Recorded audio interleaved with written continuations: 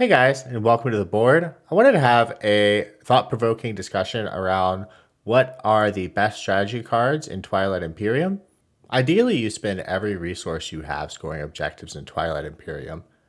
And most new players are told that this isn't a game about conquering the galaxy and fighting wars. And they're told this because it's incredibly easy as a defending player to shift your focus from scoring objectives to using your space stocks, churning out fleets, and just being a constant thorn in the other player's side. And you just create a situation of mutually assured destruction. So having multiple space stocks throughout the board combined with PDSs really are great defensive plays without having to invest a lot in activating a system, spending resources to build a fleet, moving that fleet into a position where it can defend you. So while this doesn't directly help you complete any objectives unless you're playing with Prophecy of Kings, and in which case there are a couple of them, this does allow you to loosen up how much of a defense you need in order to discourage other players from attacking you. I don't think this belongs in the winner category because even with Prophecy of Kings, there's only a couple of objectives it directly relates to. But I also don't think this is situational because you probably want to get this at least once each game unless you're consistently getting the secondary of it.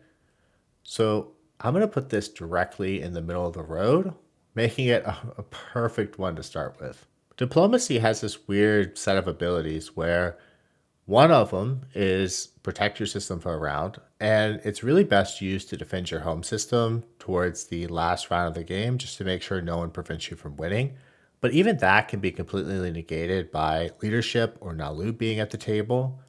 And using that prevents you from getting the other ability from diplomacy, which is to unexhaust two of your planets.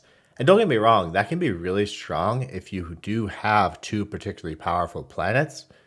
So I can see situations where you go, oh, there's objectives to spend resources or influence. Let me unexhaust Mechatol Rex. Let me unexhaust Abyss to complete those. There's situations where I can see, oh, leadership's already been taken, and the most likely person to attack me can't go before diplomacy. So let me use this to defend my home system. But I think this card is the definition of a situational card. Next up is Imperial, and when you look at getting victory points in the game, you really have two constraints. Meeting the literal objective of the card, like spend a couple command tokens, spend some resources, so on and so forth. And that's generally what the other strategy cards will enable you to do. But your other constraint is the number of victory points you can get per round. You can only score one public objective. And Imperial lets you bypass that constraint in two key ways. One is you can score multiple public objectives, two, exactly. And if you also hold Mechatol Rex, you can even bypass the objective requirements entirely and just get a victory point. This is by far the most winner category strategy card there is. All right, next up is leadership. And this one's going to be a little contentious, I think. The primary benefit you get from this is going first, in my opinion, because you can grab leadership in order to take Mechatol Rex before anyone else can get to it.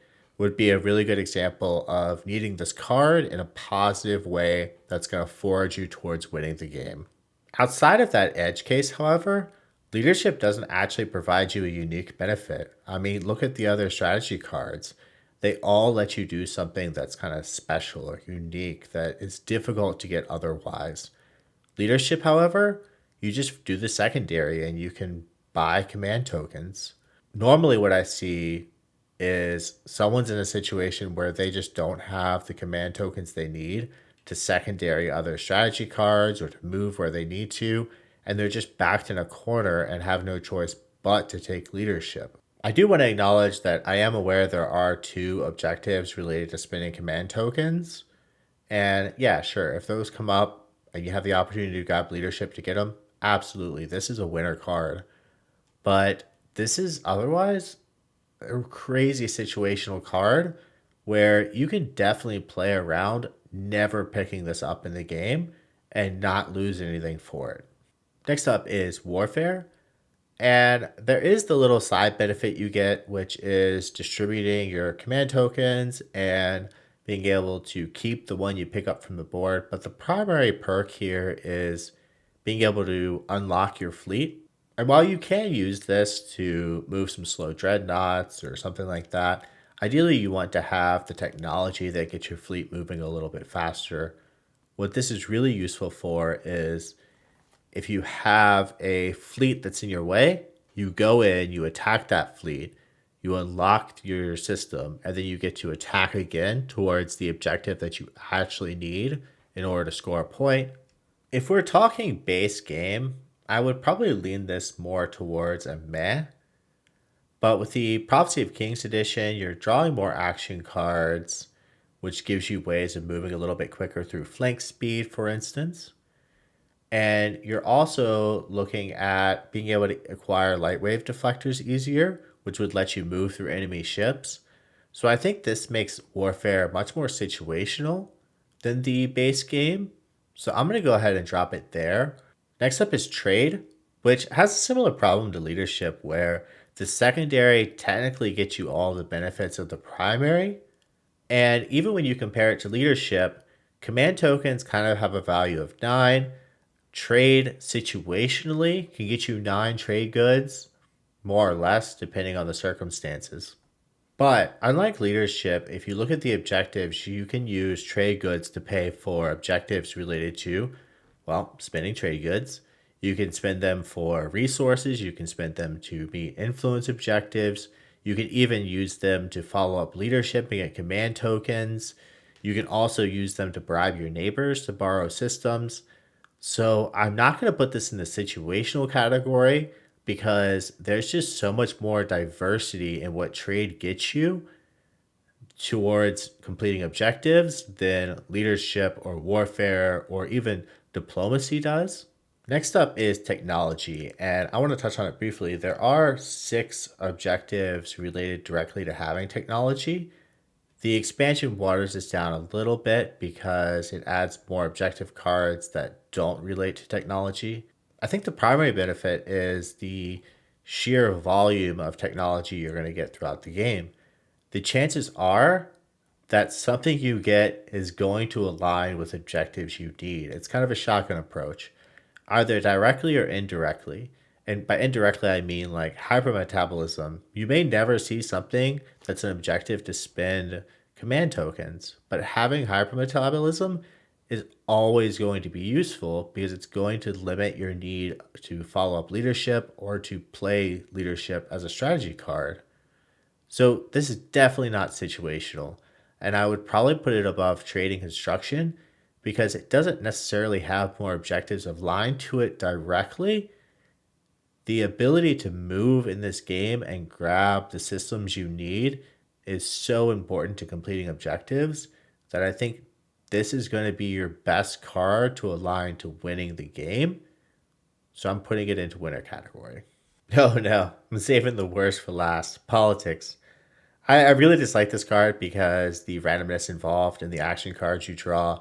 You could get 2 morale boosts, which are just meh, or you could get In the Silence of Space, which lets you move through enemy ships, along with a sabotage, which is always useful to have. And then you have the randomness of what agendas you reveal.